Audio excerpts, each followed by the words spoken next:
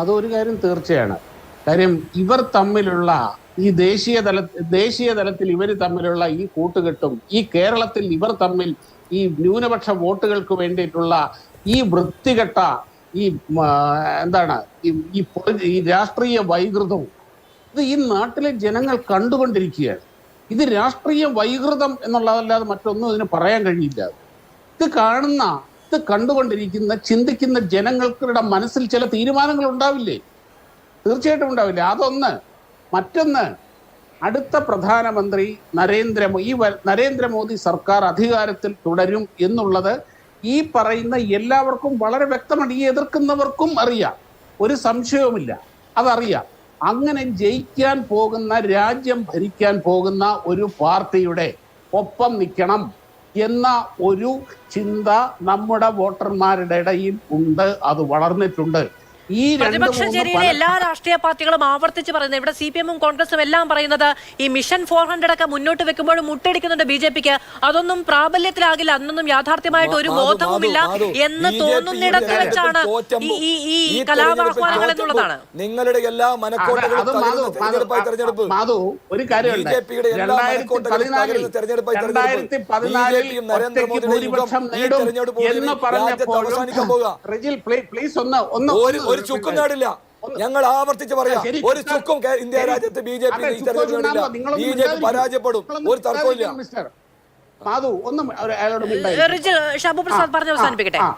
അതായത് 2014 BJP ഒറ്റയ്ക്ക് ഭൂരിപക്ഷം നേടും എന്ന് പറഞ്ഞപ്പോഴും ഇവർ ഇതൊക്കെ തന്നെയായിരുന്നു പറഞ്ഞിട്ടുള്ളത്. കാര്യം 1984 ശേഷം അങ്ങനെ ഒരു ചരിത്രം ഉണ്ടായിട്ടില്ല.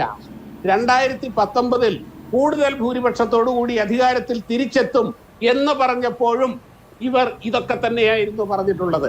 ഇപ്പോൾ പറയുന്നു 400-ലധികം സീറ്റ് നേടി വൻ ഭൂരിപക്ഷത്തോടെ അധികാരത്തിൽ വരും എന്ന് പറയുമ്പോഴും ഇവർ അതൊക്കെ തന്നെയാണ് ഈ പറയുന്നത്. ഇനി 2029 ഇവരൊക്കെ ഈ പാർട്ടികളൊക്കെ ബാക്കിയുണ്ടെങ്കിൽ അന്നും ഇവർ ഇതൊക്കെ തന്നെ പറയും.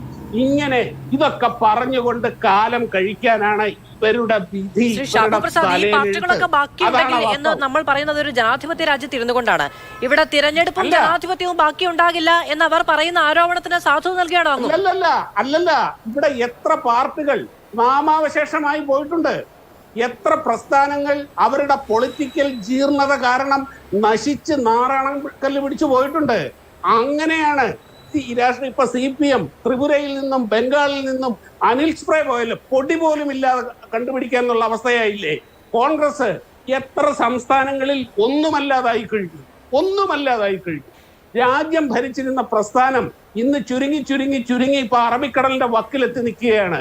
ഈ പോക്ക് പോയാൽ ഇവർക്കൊക്കെ എന്താണ് സംഭവിക്കാൻ പോകുന്നതെന്ന് മനസ്സിലാക്കാൻ സാമാന്യ ബുദ്ധി മതി. അത് വെച്ചിട്ടാണ് ഞാൻ പറഞ്ഞത്, ഇവർ ഈ ചിന്തയും ഈ പ്രവർത്തനവും കൊണ്ടാണ് മുമ്പോട്ട് പോകുന്നതെങ്കിൽ ഇവരുടെ ഗതി അധോഗതിയാണ്. ഇവരുടെ കൺമുമ്പിൽ ഇരുട്ട് മാത്രമേ ഉള്ളൂ. ഇവരെ കാത്തിരിക്കുന്നത് സർവനാശമാണ്. രാഷ്ട്രീയമായി ഇവർ ഇല്ലാതാകും. അതാണ് സംഭവിച്ചിട്ടുള്ളത്. അങ്ങനെ സംഭവിച്ചിട്ടുള്ള ഒരുപാട് രാഷ്ട്രീയ പാർട്ടികൾ ഈ രാജ്യത്തുണ്ട്. ഇപ്പൊ BSP-യുടെ അവസ്ഥ എന്താ? ഹിന്ദു മഹാസഭയുടെ അവസ്ഥ എന്താ? CPI-യുടെയും CPM-ന്റെയും ഒക്കെ ഇന്നിപ്പോ ഈ കേരളമില്ലെങ്കിൽ അവരുടെ അവസ്ഥ എന്താ? ഈ കേരളമില്ലെങ്കിൽ കോൺഗ്രസിന്റെ അവസ്ഥ എന്താ? ഇങ്ങനെ ജനാധിപത്യം ഈ രാജ്യത്ത് നിന്ന് പോവില്ല. പക്ഷേ ഇവരെ പോലെയുള്ള രാഷ്ട്രീയ പാർട്ടികൾ ഇല്ലാതാവാനുള്ള സാധ്യത വളരെ കൂടുതലാണ്.